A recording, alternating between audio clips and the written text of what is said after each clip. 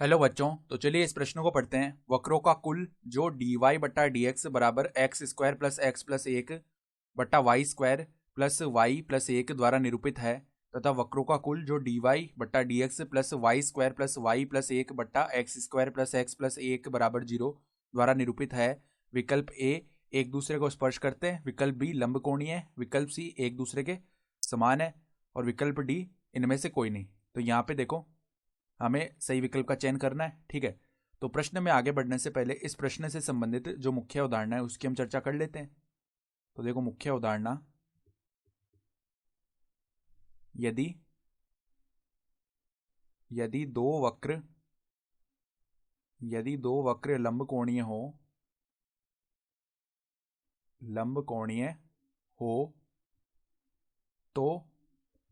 तो जो पहला वक्र है उसके लिए dy बट्टा डी एक्स का जो मान आएगा ये पहले वक्र के लिए, ठीक है, गुणा में जो दूसरे वक्र के लिए dy बट्टा डी एक्स का मान आएगा ये दूसरे वक्र के लिए।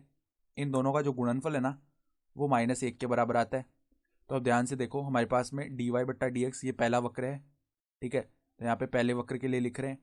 तो बराबर में क्या है, एक्स स्क्वायर प्लस में एक्स प्लस एक बट्टा में वाई स्क्वायर प्लस में वाई प्लस में एक, ये पद है, ठीक है।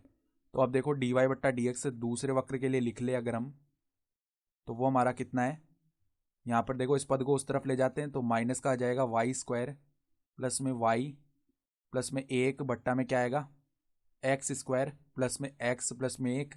तो इन दोनों dy बट्टा डी एक्स का दोनों वक्रों के लिए जो आ रहे हैं उनका अगर हम गुणा ज्ञात करें, dy बट्टा डी एक्स पहले वक्र के लिए गुणा में dy बट्टा डी एक्स दूसरे वक्र के लिए,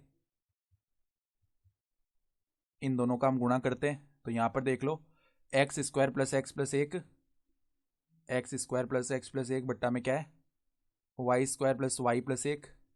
इस संपूर्ण पद के गुणा में आ जाएगा माइनस का क्या, माइनस का माइनस आगे लगा लेते हैं, y square plus y plus एक बट्टा में x square plus x plus एक। सही है, ये पद आ गया।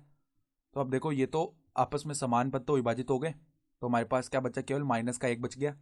तो यहाँ पर हम क्या देख पाएंगे, अगर इनका गुणा -1 आ रहा है तो ये दोनों वक्र लंबकोणीय हो जाएंगे, यानी कि विकल्प बी जो है हमारा सही विकल्प हो गया है। तो आशा करता हूँ कि आपको ये प्रश्न समझ में आया होगा। धन्यवाद।